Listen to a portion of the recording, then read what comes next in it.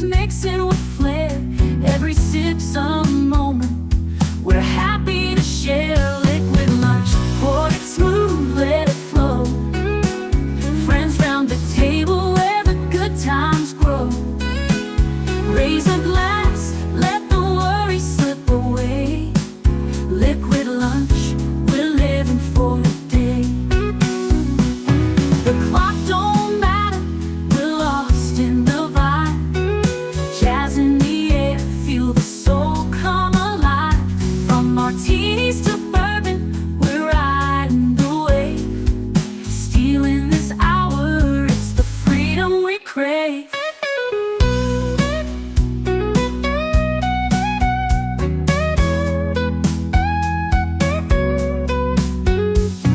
Sun's still shining, but we're in our zone. This bar's our shelter, our temporary home. One more round before the world calls us back. Savor the moment, keep the blues in the rack. We'll laugh, we'll toast till the afternoon fades. Memories made in these liquid escapades. Liquid lunch, pour it smooth, let it flow. Friends round the table where the good times grow. Raise a glass, let the worries slip away.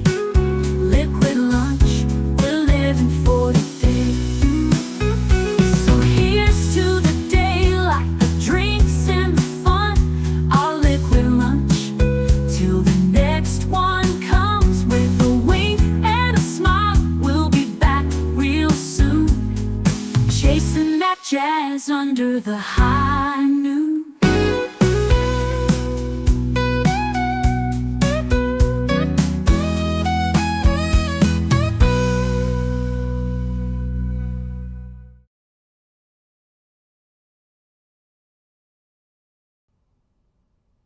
Salut and welcome.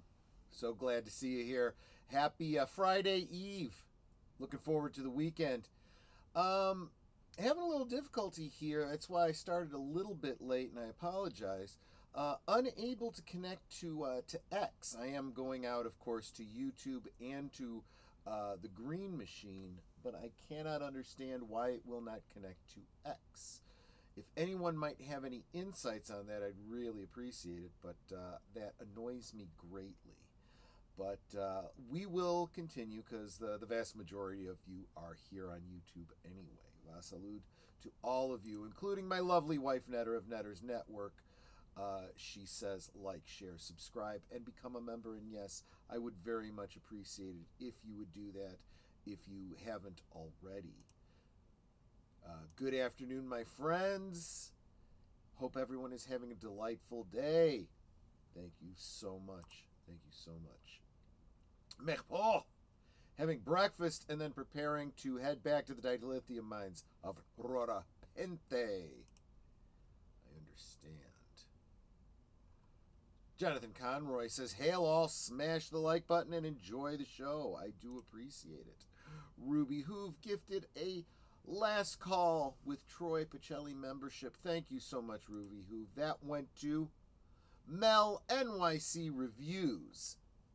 Welcome to membership for at least a month. I hope you decide to stick around. I really, really do. Connie Cleary says, hail to the chat and hail to Last Call with Troy Pacelli. Thank you so much. Ruby Hoove is out and about, so she says, have a great one. I hope you stop back when you have the time, Ruby. I so appreciate your generosity. Oh, for fuck's sake. All right. Hold on a second. Let me see what my sound is doing here. What is it? What is it? Audio. Audio. Hello, hello, hello. All right. It's coming through the Bluetooth. Okay.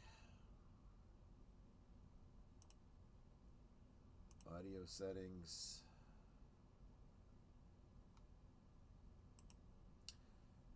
Bear with me.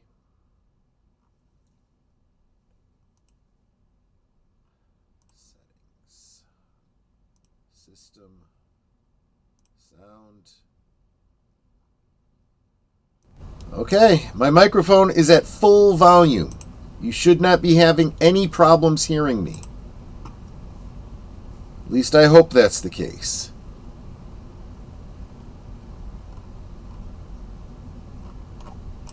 And salute to Deleted Scenes. So glad you are here.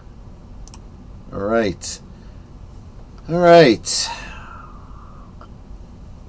Let's get into it today. So I was debating what I wanted to talk about today. There was an interesting couple of cases that are AI related. I wanted to talk about those today, but I need more time to process them. I tend to do a deeper analysis when it comes to legalities, mostly because I'm not, although I do have I have worked in the legal field, I am not, I do not have a law degree. So it does take me a little bit more time to analyze. So I do want to look at that. Maybe we'll look at that at the beginning of next week. But I also saw that we got some insights on and we've seen it going up and down, back and forth. So trying to get a little bit of clarity on what's going on with the James Gunn Superman. So let's go ahead and bring that up. This comes to us from hold on. Did I just share with my sound? You might be getting an echo. Hold on. Let me undo that. Let's try that again. I don't want you getting echo. So let's try that again. Yes, that's better. That's the way we want it. Deleted says, I have the day off, except when I live, of course, listening, of course, except when I am live, of course, listening in while running errands. That is absolutely fair. And Netter is currently in a meeting, but I'm sure she will listen later. She often does. So let's get to this. This comes from that Park Place, and although I am logged in as a premium member, this isn't specifically a premium article. I'm not breaching any firewalls here. I do have this article linked in the description below so that you can check it out yourself. I suspect they probably talked about this a bit on today's live stream, which I will have to catch on the rewatch. But it says early Superman reactions are in and they're overwhelmingly positive.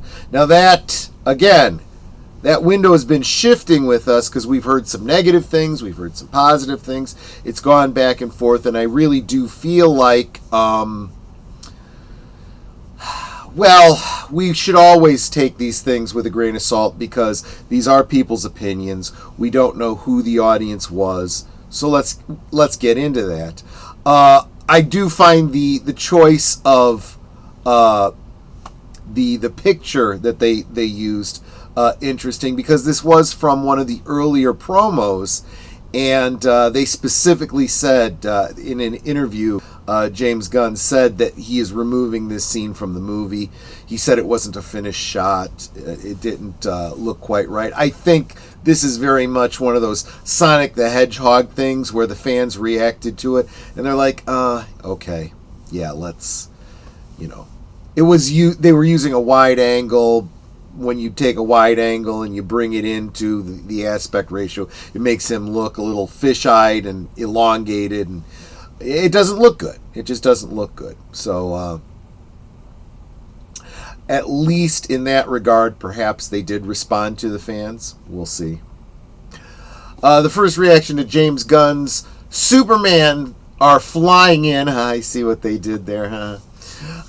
And to the surprise of many, including longtime skeptics of Warner Brothers and the DCU reboot, they're overwhelmingly positive. I am overwhelmingly positive about the fact that Wilkie's Movies and Music has just joined us. I'm hoping for the best for Superman. We all are. We all are, absolutely. But let's get into this article and see, what it is we're dealing with here. During a special promotional event in Brazil, attendees were treated to the first 30 minutes of Superman, the film formerly known as Superman Legacy. I didn't have a problem with the name Superman Legacy, although I do understand the marketing reasons why they pivoted away from that. They're still dealing with a lot of Snyder Bros right now. And I have heard that there are actually people out there who do not understand that this is truly a reboot. This is not a prequel to anything that Henry Cavill did. This is not a sequel to Smallville or anything like that. This is a complete reboot. I guess there were people that didn't understand that the Andrew Garfield Spider-Man was not the same Spider-Man as Tobey Maguire. It wasn't a sequel, a prequel, or a sidequel. You know, these are distinct things. I think people exist in the James Bond world where it's all, it's all one James Bond no matter who's playing it. And honestly, I kind of felt that way going into Daniel Craig. I thought this was meant to be a prequel to all the rest. And it wasn't. It was very clear that Daniel Craig was meant to be something entirely separate. And as a film goer, you need to analyze these things and understand that. But not everybody does that. So for marketing reasons, you need to be clear. And I think stepping away from Superman Legacy and just calling it Superman, maybe that helps some people. I don't know. While an embargo was likely in place, that didn't stop several influencers, press members, and fans from sharing their early impressions online, and according to them, James Gunn may have pulled off the impossible. Superman Reactions described a fresh, heartfelt take on the Man of Steel that's winning people over from frame one. So this is someone named Mig Montesarial. Is that right? Yeah. Over on, is this X? I think that's X. No way I saw the first 30 minutes of Superman after feeling so hopeless the entire day. Okay, so let me pause right there. This is what happens when you don't use punctuation. A person reading this live, a real human being, see, I'm not an AI, I am a real person reading this, it comes off as though I just plugged it into AI. Because I would have put that as, no way! Exclamation point. New sentence. I saw the first 30 minutes of Superman after feeling so hopeless the entire day. I do use AI as a verbal, read this aloud thing, and it boggles my mind how it tends to sometimes add punctuation that isn't there. It sometimes puts in a stutter, an artificial stutter, and a repeat, and I don't know why it does that. It seems to have a difficulty with contractions sometimes. AI just isn't there. But I'll save that discussion until next week. That's a whole other thing. Needless to say, it was damn beautiful.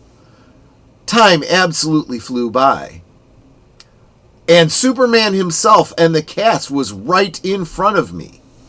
Okay, and you seem to like bobbleheads.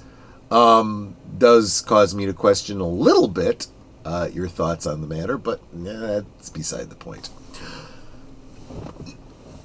So that enthusiastic statement was echoed across social media in a flurry of posts celebrating David Cornsweet's, and I do believe that's how his name is pronounced, Cornsweet's. That's the best I can figure. Gunn's tone, which reportedly is a complete about-face from the bleak, dreary tone of Zack Snyder, and the visual spectacle of Superman's flight.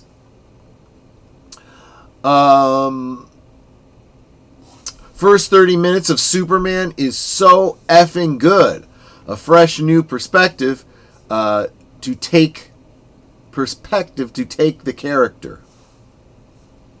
Guys, edit before you send. David is so good switching from Clark to Superman and the chemistry with Rachel. That line is very positive.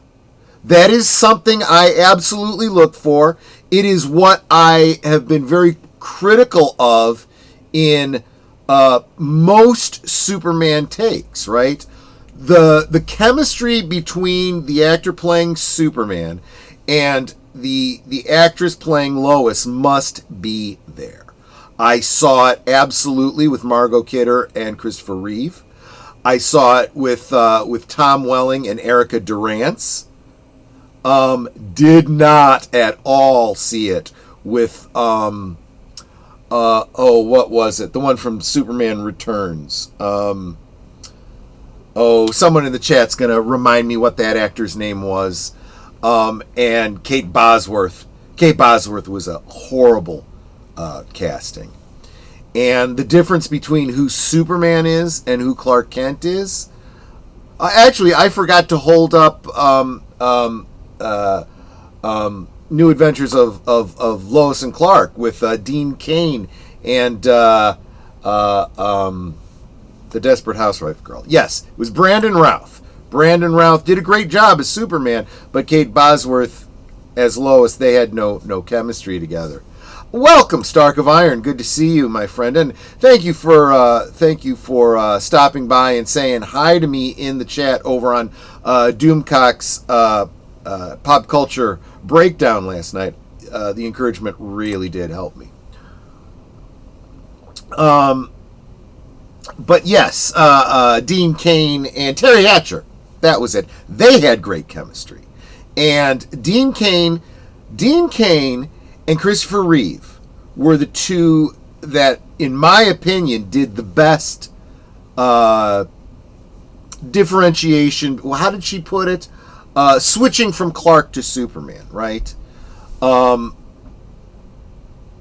Let's face it, Dean Cain spent more time on the show as Clark, but when he was Superman, he was a very different character. And I love, my favorite line is when he's talking to Lois and he says to her, Superman is what I can do.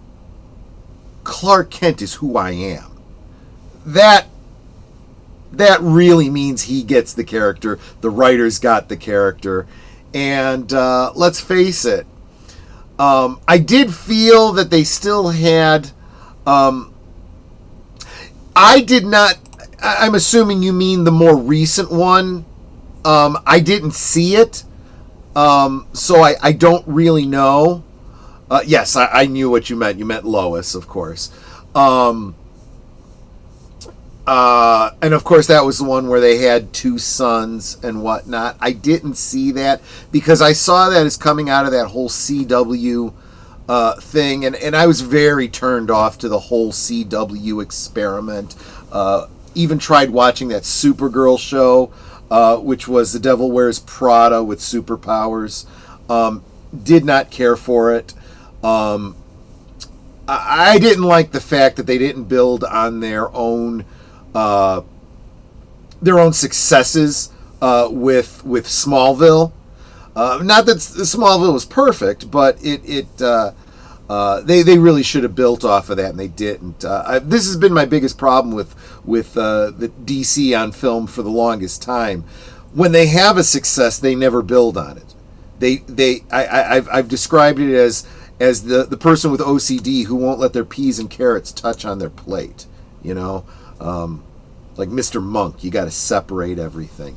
That's how DC has always been. And then the one time they decide, okay, we're going to create a blended universe, they literally start putting roof shingles on before they've built their foundation. That being the Zack Snyder era. So just be that as it may. So anyway, this line, David did a good job switching from Clark to Superman, and his chemistry with Rachel was chef's kiss. You know, the Italian fingers, right? We have a lot, we've seen a lot, and yet we haven't seen a lot. I understand. So in other words, they're excited, looking forward to the rest of it. Another early viewer added, I got the chance to watch the first 30 minutes of Superman, and it was amazing. Cornsweat, James Gunn, has done it. Super stoked for this one. Critics and influencers in attendance particularly highlighted the new flight sequences as standout moments, with one comparing the experience to Top Gun Maverick in terms of kinetic energy and immersion. And I will say this too. We hold up the flight sequences in the 77, what was it, 77 original Superman movie with Christopher Reeve as being cutting edge, and they absolutely were. They did things that they'd never done before. The in-camera effects and the blending of wire works and backlights and blue screens and everything they did. The first scene of him flying, when he's standing in the Fortress of Solitude and he flies, in an arc in front of the camera, was incredibly impressive. But it does require you to elevate. And I always say right tool for the right job. I do feel you have to do things in camera when you can. But if they can be done better with CG or with the augmentation of CG, then do it. The right tool for the right job. I want to believe a man can fly. I feel that way when I watch Superman 77, but I want to feel that way with a new movie now. And if CG helps it, great. If you use fisheye lenses that make him look elongated and weird, not so much. The fly scene is unique and you can feel the speed of Superman. That's a good thing. IMAX is a must on this one. That's an interesting take. Okay. These reactions follow James Gunn's own promise that Superman would combine classic superhero mythos with the signature blend of epic action, humor, and heart. So far, audiences seem to agree. Cornsweat's best known for Hollywood and the upcoming Twisters, is earning praise for his nuanced portrayal of both Superman and Clark Kent. Early commentary suggests that his ability to switch personas quickly and convincingly while maintaining charisma and emotional resonance might be one of the film's greatest strengths. That's one of the things I've always said was so key about Christopher Reeve's portrayal. I have a friend like that. She's a lot of fun to watch at buffets with all the separate plates. See? You know exactly what I'm talking about. Okay, it was 78. That does actually make more sense. It's the Batman is 66. That's why I always go Superman 77. No, it's 12 years, so it's 78. So good point. Good point.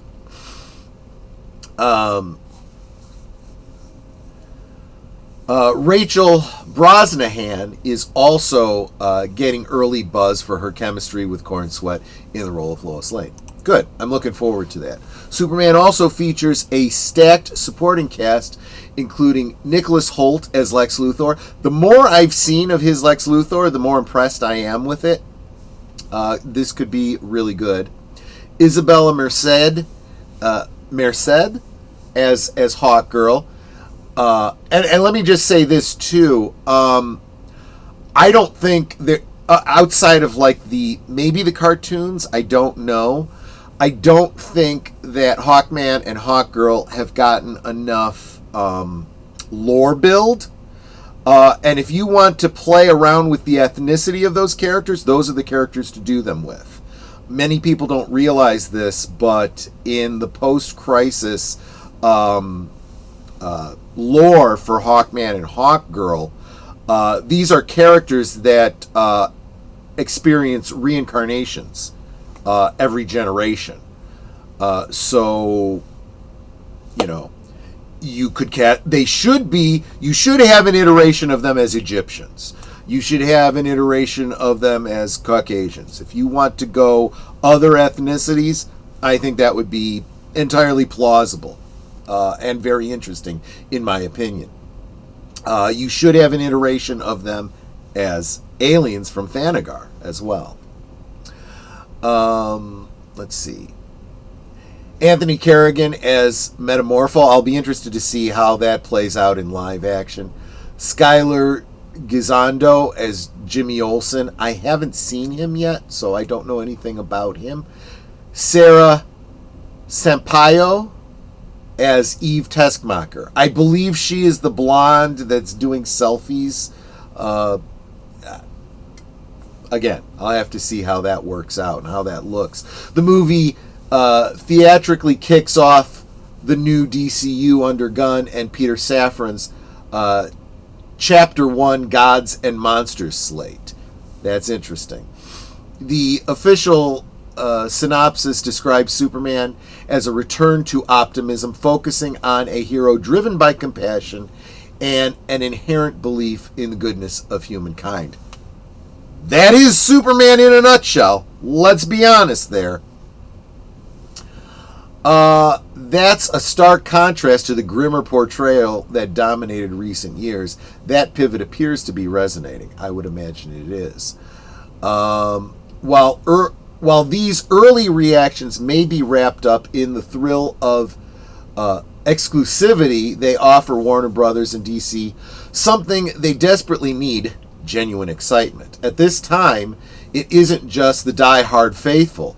With glowing endorsements pouring in from early press and influencers, Gunn's Superman may be on track to leap over skepticism in a single bound. Yeah.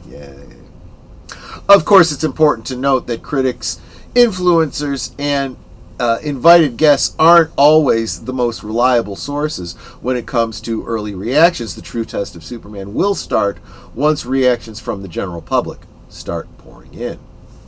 That I find very interesting. And CK, speaking of CK, good to see you here. Longest running superhero RPG. Glad you're here. I am going to take a quick break to bring you the week's promos, and then when we get back, I want to see your comments and thoughts on the upcoming Superman movie based on what we just read. See you in 2 minutes, 20 seconds. You are watching Liquid Lunch, streaming every weekday at noon Central, 1 p.m. Eastern. Let's sip together. It's Thursday night, and Netters Network talks to the streamers who have everybody talking. It's Thursday Things, Thursdays at 9 Central, 10 Eastern on Netters Network.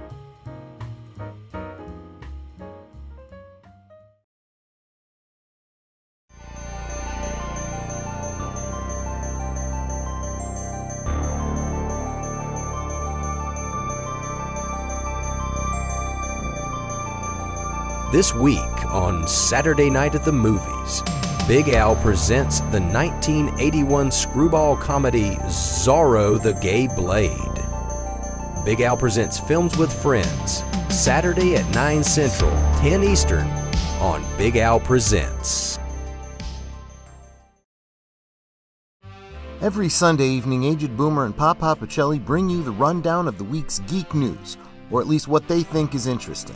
You may have heard about it somewhere else, but Boomer and Pacelli put a spin on it you likely won't hear anywhere else. It's Geeky Geezers, every Sunday evening at 8 Central, 9 Eastern.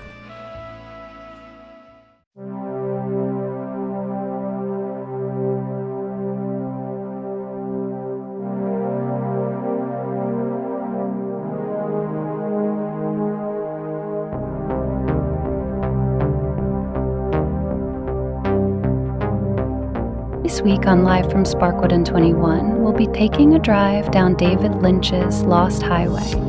Link to the off-platform live feed of the feature will be provided in the commentary stream chat. Join us this Tuesday at 7:30 Central, 8:30 Eastern on Deleted Scenes and Affiliates.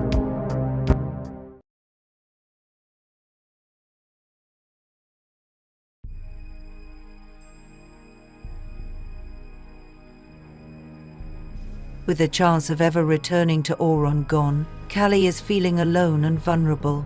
Then, an alien life force reaches out to her mind from its tomb in space. It's Sarcophagus. This Tuesday on Last Call presents Blake 7 at 10 p.m. Central, 11 Eastern. We now return to our liquid lunch. Welcome back. And, Big Al brings up the classic quote. They can be a great people, Kal-El. They wish to be. They only lack the light to show the way. Of course, in the post-crisis era, and remember when I say crisis, post-crisis, I mean Crisis on Infinite Earths, the original Crisis. You know, there have been many, many crises, but there is only one crisis. In the post-crisis era, the S symbol on his chest, it was actually the 78 film that first established that S symbol as the house crest for the House of L. That's really the first place that it comes from. I don't remember anything in the comics prior to that. There were multiple suggestions of where the S came from before that, and then it just became an established part of canon that was the House of L symbol, and it was firmed up in the comics after that, and it was in the post-crisis era that the idea that House of L symbol represented hope was established. So you've heard that in many of the movies since then, and I agree with CK. You can't go wrong with a classic Christopher Reeve quote. Yes, I will send you the updated promos, and you should respond back to me with some promos you'd like me to start working into my retinue as well. And yes, please smash that like button, people. It really would mean the world to me. It really does matter. Let's see.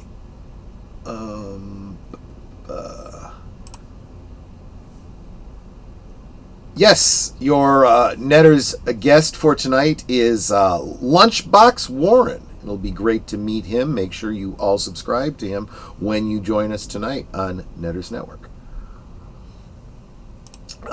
So I feel like I should be encouraged by the news that I've heard going back and forth about this Superman. I've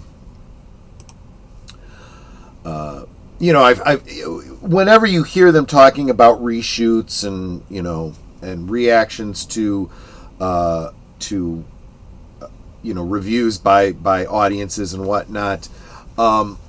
Especially when you're looking at like Disney. Disney's been doing this a lot lately, where they'll get negative reviews and then they'll go and scramble and they'll reshoot the last half hour of a film or change the ending and so on and so forth. And when you finally get the film, it's like a patchwork Frankenstein of a movie. And you can really tell. It just seems disjointed. I'm cautiously optimistic that is not the case with this one. I do think that the overall vision has been fairly clear, going for optimism, hope, little bit of humor, looking at what's worked in the past, drawing a lot of inspiration from the comics, from the most successful Superman film, and I think they've been on the right track, but I think there's been some fine tuning. I think that one flight scene that he said they're not going to use was maybe ill-conceived. They really shouldn't be. If it truly wasn't a finished scene that they were committed to using, don't put it into your promos. Right now, your promos need to be on point. But my supposition is that maybe it was finished and it was meant to be in the movie, and the strong reaction caused them to backpedal on that. And that isn't necessarily a bad thing. Just like the Sonic the Hedgehog example. If you're responding to what the fans say, that may not be a bad thing. And let's face it, no story point is changed by changing a flying scene. That's a special effect scene, right? I don't think the story got changed by that at all. Now I'm seeing a little bit of a dust up about a scene that was in the most recent trailer. I have not seen the most recent trailer. Apparently there's a scene of Clark smashing into Lex Luthor's office and upending the desk and threatening him, which people are a little bothered by, and a lot of other people are going, and then they show a segment from the John Byrne era, from the comics, a full-page spread that literally is that almost exact scene frame for frame. Now, as I've pointed out, two things. First, context matters. Just the existence of the scene in and of itself is not a problem. What does the scene represent? What preceded it? Where does it go? Those things matter. But the other thing that I've pointed out is that a decision to include a scene, inclusion is important as well. Just because a scene works in context doesn't mean it should be there at all. That's an editorial decision. Because I pointed out that just because it's in the comics in and of itself is not enough justification. Because then I dropped a scene from the exact same era, from the John Byrne era. Just remember, this is the era that decided that Superman was in an adult film with Big Barda. And the context of that doesn't really help it. The decision for that to exist as a plot point was never a good thing. So sometimes deciding to leave things out is a good idea as well. But we can't know until we actually see it in context. My concern is Gunn wants to make this realistic, and I think that always is a bad thing. Now I'm going to push back right on just the way you said that. Okay? It's always a bad move.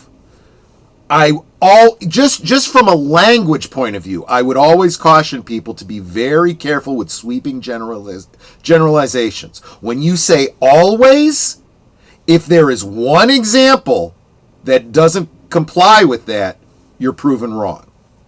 So always, and I mean it when I say this, always be careful when using sweeping generalizations.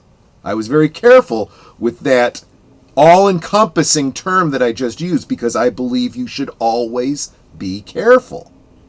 You should never be reckless with your words. Okay? So my concern is he wants to make this realistic. I can give you an example of something being realistic and it not being a bad move. What was Richard Donner's overarching theme? He had it written on his desk. Verisimilitude. Right? That's another way of saying realism. Now, it's a very specific kind of realism. It's realism in a context that is unrealistic, right? Unrealistic things being made to look realistic. And if that is what James Gunn means, then you have to condemn Richard Donner the same way. I don't know that's what he means, but if that's what he's going for, then I would say good. I would say good. I want to believe a man can fly. That would be realistic. It's not that I literally believe a man can fly, but when I look at it, it should be realistic, and I should almost believe a man can fly because it is so realistic. That was the kind of verisimilitude that Richard Donner was going for, and I hope that's what James Gunn means. I'm willing to give him the benefit of the doubt until I see otherwise. Just accept that comics are far-fetched and get over it. Well, again, verisimilitude, right? The world can be insane, but the character must be believable. What element of it is meant to be realistic? He can't possibly mean a giant kaiju tearing through the city is meant to be believable, right? But realistic, it should have, the special effects should make you believe it's really happening. Yes, that's absolutely appropriate. That's the genre. I want Mrs. Pitlick, not bland sci-fi. Well, but keep in mind, many of the Superman stories are sci-fi, right? Rocketed to Earth as a child, right? That was very much pulp 50s sci-fi. The whole idea of him coming to Earth from another planet and having superpowers because he grew up he was born on a planet where they evolved under greater gravity, right, with a red sun and a different environment, and so he could leap tall buildings in a single bound. And you look at Action Comics #1, which people forget. The story of Superman in Action Comics was not all Superman. It was just one story of several stories in there. But in that story, very short that it was, it has an editorial section of it that explains it scientifically, tries to make it realistic. That goes all the way back to Action Comics #1. I also think it's a bad move to try to appeal to everyone, because then it's so diluted it's worthless. Well, is he really trying to appeal to everyone, or is he doing what a good director should do and making it apply to as general an audience as possible, right? There are good storytelling elements that must be there if it's going to appeal to the majority of audiences. If you want to appeal to just a very specific niche, comic book fan audience, that's one story. But that's not what Superman, the most successful Superman iterations have been.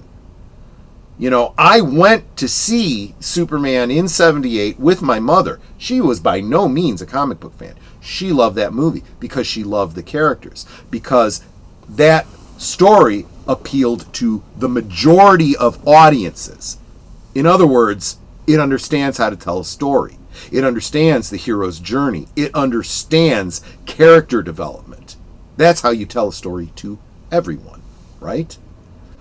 And again, I'm going to push back a little bit on you, CK, because I think you're coming at it with, I plan to hate this movie no matter what they do. I've already decided I have problems with it, and I'm not going to be open to the possibility that it might be good. That's what it sounds like to me anyway. I think that's one of the zillion reasons why modern Hollywood is trash. I think the reason that modern Hollywood is trash is because they have lost the script on how to tell good stories.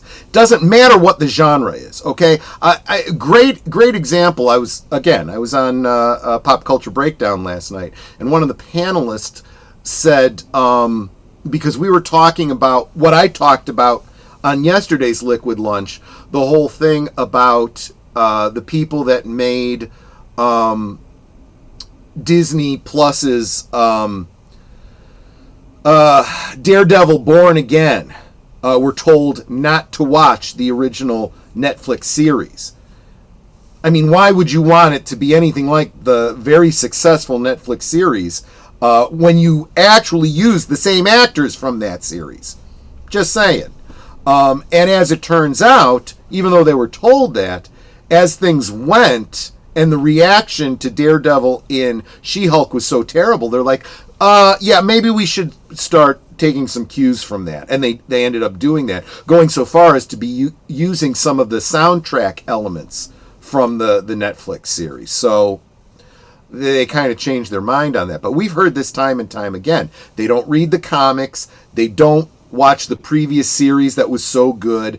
And in the case of Sam Raimi, I didn't even know this until last night. Sam Raimi didn't even watch WandaVision before he did Multiverse of Madness. It's like you're literally doing a sequel to something and you're not watching the sequel. And this panelist last night said, people need to take the Nicholas Meyer, path.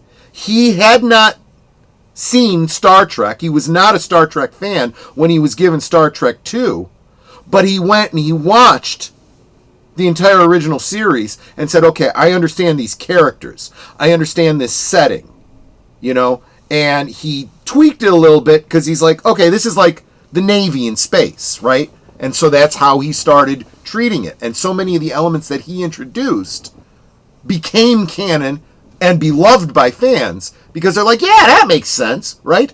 But he understood the interaction of the characters. He understood who Spock, McCoy, and Kirk were and how they interacted. He understood their dynamic, and that was crucial to that storyline. And that's why it resonated with not just Trek fans, but everyone else as well. Understanding how to tell a story. And understanding that if you're telling a story that's part of a series, you kind of need to know what's gone before. You need to understand the basics. Yeah. Yeah, that Barda thing was a stupid idea. Yeah, it absolutely was. Because even in context, even if you go, well, you have to understand that it wasn't really Barda and Superman deciding to do that. They were being mentally controlled. That's not good either. That element brings up a whole other element of victimization. And yes, I understand that you're dealing with superpowered characters and you want there to be someone has a power over them, but that gets really close to something that rhymes with the fruits you use to make wine. Just saying. And maybe you don't want to deal with it in quite that way. I only have so many characters when I'm typing. Yeah, I understand that. But you should choose your words all the more carefully then, right? Not making sweeping generalizations. You could say usually instead of always. Basically the same number of characters, but two very different meanings. I don't think Donner made the right choice. We love Donner for other reasons, but even Donner effed things up. He did. There were some elements. I think the biggest F up that he made was that he went so far over budget and antagonized the producers so much that he got fired, and then we ended up with Richard Lester for the next movie, which caused the ending for the movie that Donner was working on to be effed up. That was probably the biggest one. That's not in the way you tell a story. That's the way you manage a project in order to be able to tell your story. The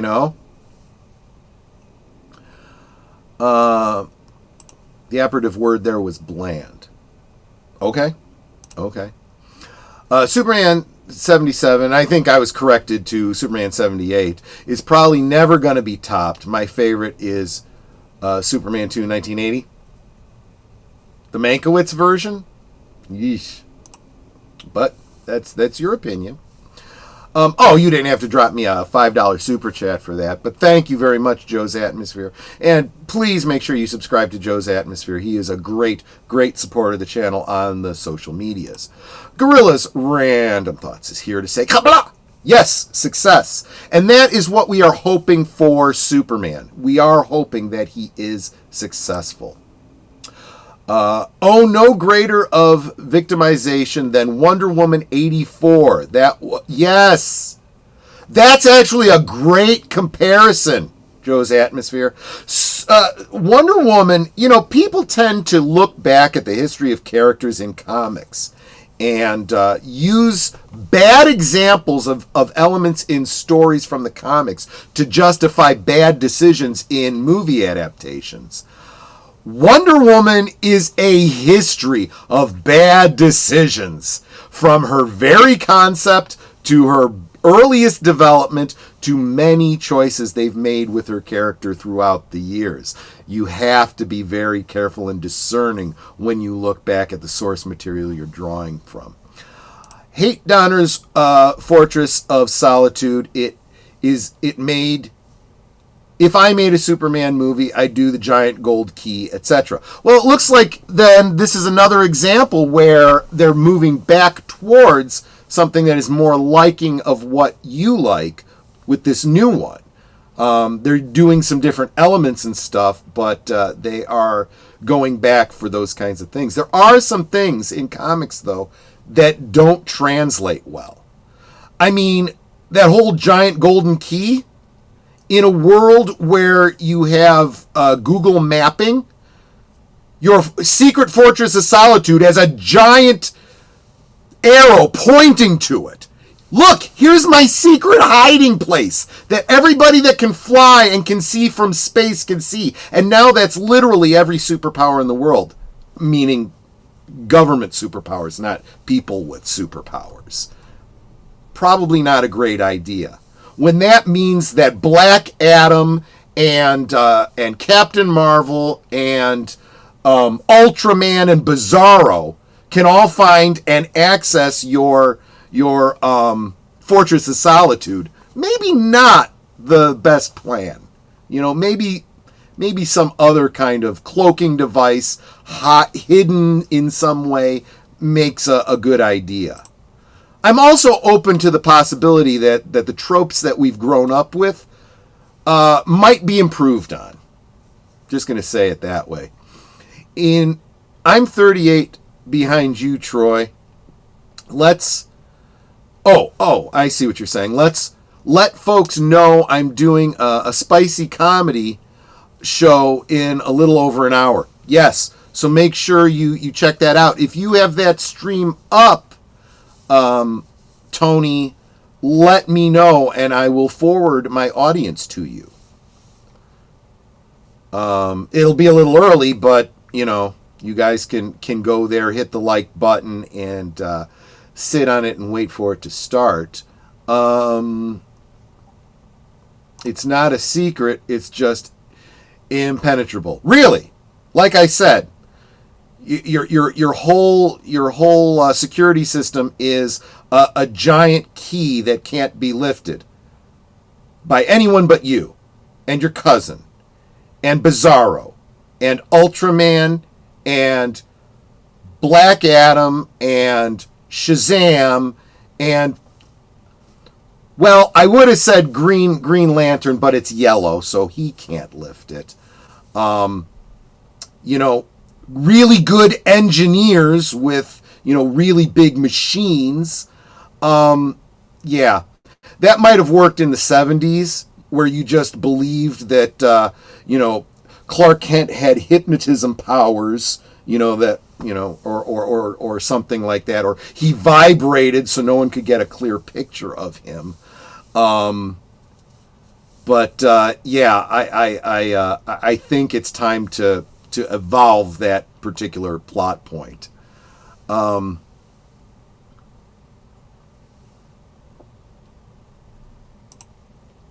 they can get stopped by Superman robots. Well, until someone decides to set off an EMP, you know, that kills all your technology. You know, that could happen too.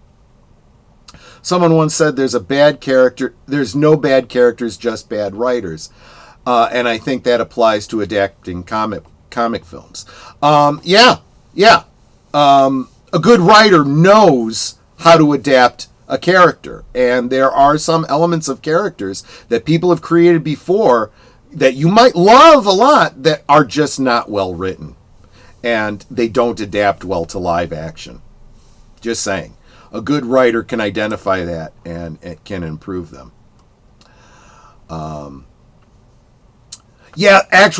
Sending me a link really does help, Tony. It makes it a lot easier to find.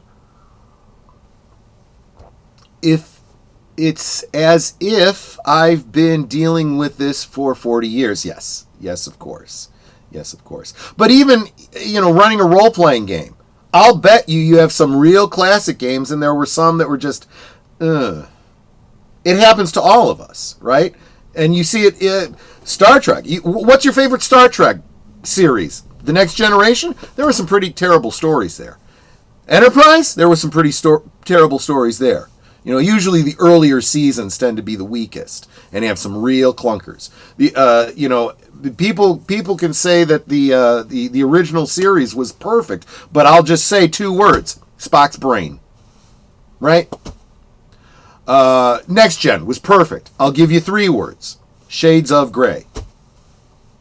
Every series has a clunker, you know? And, yeah, we are getting to that point, so I really do need to go grab that link so I can share that with you folks. Where is my Twitter? I must have closed my window, but I've got the message here. And I got the link, so copy link. I'll take that into my edit video, go to my customization, redirect to this video. Damn it. Apparently I can't do that here. Why is this not working for me? Let me go to the page and copy it there. That's the easier way to do it. There we go. There we go. And save. So I'm going to, when this stream ends, I'm going to be forwarding you over to Tony's live stream. And that video, that stream is going to start in 1 hour. So you're going to be a little early, but, you know, they say better late than never. Well, no, better earlier than late. So go ahead when you get there, hit the like button, you know, and you could just leave the stream up. It'll start playing when you when it gets going.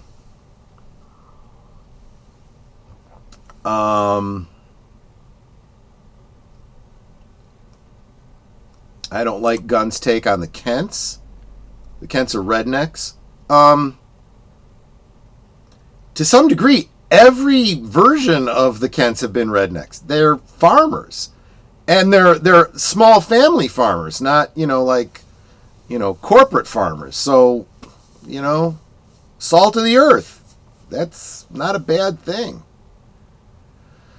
Yeah, I would just encourage you to, and let's face it, trailers are a whole other animal from movie making. Marketing people are just as stupid as some writers. So let's wait and see. Let's find out what people say before we start making assumptions. And let's, you know what? Let's have hope. That's what Superman's supposed to be all about, right? Let's have some hope. Original series, your favorite episode, and your favorite was Space Seed. That makes perfect sense to you. I agree with you about Spock's brain. Well, then I need to know your definition of redneck. I've grown up using that term a lot, and I've never meant it in a derogatory way. Redneck just means usually southern, salt of the earth, not terribly wealthy, good common sense. You know, probably religious. So these are not negative things. They might listen to country music, which your mileage may vary on that. So, just saying. But anyway, guys, I want to thank you all so much. I've just run over, and even though you do have a full hour before then, I do want to send you over to Tony's channel because he is good people. Make sure you hit the like, subscribe, and all those good things, and let him know that you came over because I sent you. All right, guys, you guys all take care, and hope to see you tonight on Netters Network for Thursday Things. Take care. Bye-bye. Goodbye. Hope to see you again real soon.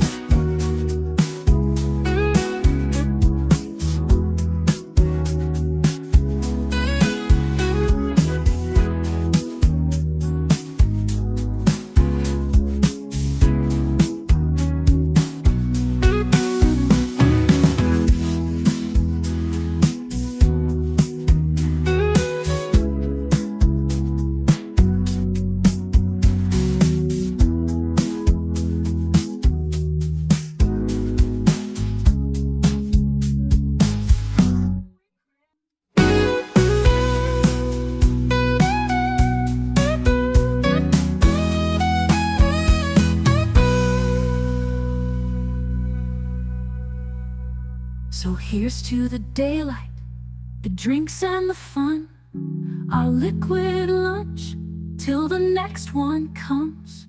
With a wink and a smile, we'll be back real soon, chasing that jazz under the high noon.